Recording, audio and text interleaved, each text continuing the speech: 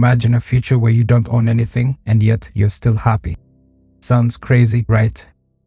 But what if I told you that this could be our reality in the not-so-distant future? The phrase "you will own nothing and you will be happy" has become a popular topic of discussion, especially when it comes to the future of society and how technological advancements will impact our lives. However, there's the good and the bad.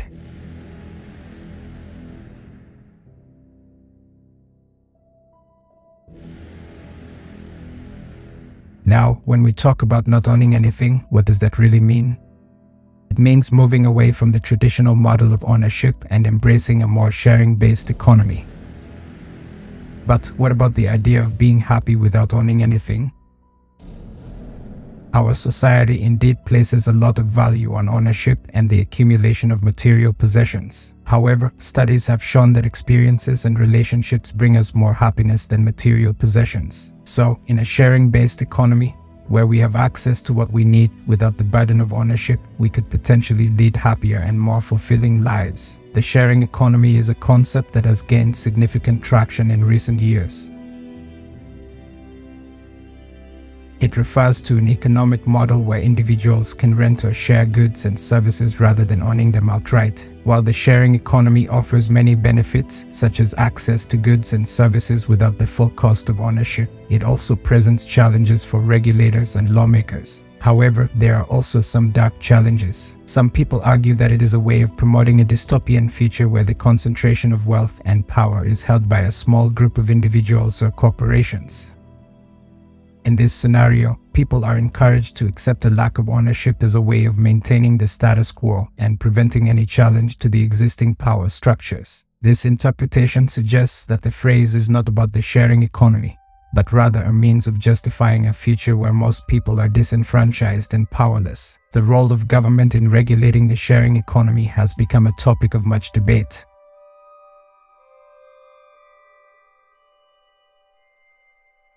On one hand, there is a need to protect consumers from fraud, ensure fair competition, and promote safety. On the other hand, overly restrictive regulations can stifle innovation and limit the potential benefits of the sharing economy. Finding the right balance is a difficult task that requires thoughtful consideration. In a dystopian future where wealth and power are concentrated in the hands of a select few, the rise of CBDC, or otherwise known as central bank digital currency, only deepens the divide between the haves and have-nots. The new digital currency, controlled by a handful of corporations and individuals, allows them to manipulate the market and control the flow of money. As the divide between the wealthy and the poor grows, those without access to CBDCs will be left struggling to survive, their financial fate controlled by the few who hold all the power. One area of concern is the status of workers in the sharing economy.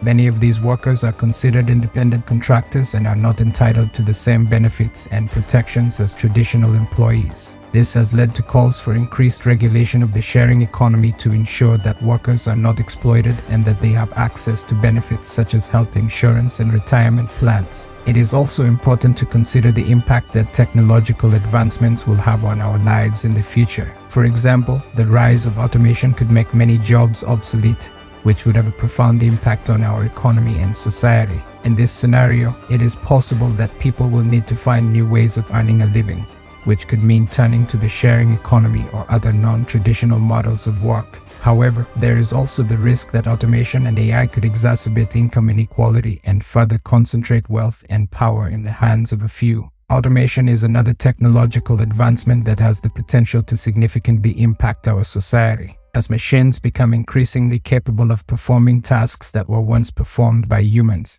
the number of jobs available may decrease. In some industries, such as manufacturing, automation has already replaced many jobs. The potential impacts of automation. While the potential benefits of automation are clear, such as increased efficiency and productivity, there are also concerns about its impact on workers. If automation were to replace a significant number of jobs, there would be fewer opportunities for people to earn a living. This could result in increased income inequality, social unrest, and a need for government intervention.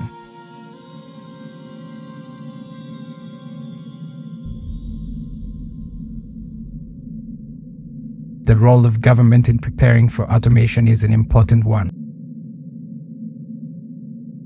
Governments can help to mitigate the negative impacts of automation by investing in education and training programs that will help workers adapt to new technologies and develop the skills they need to succeed in the new economy.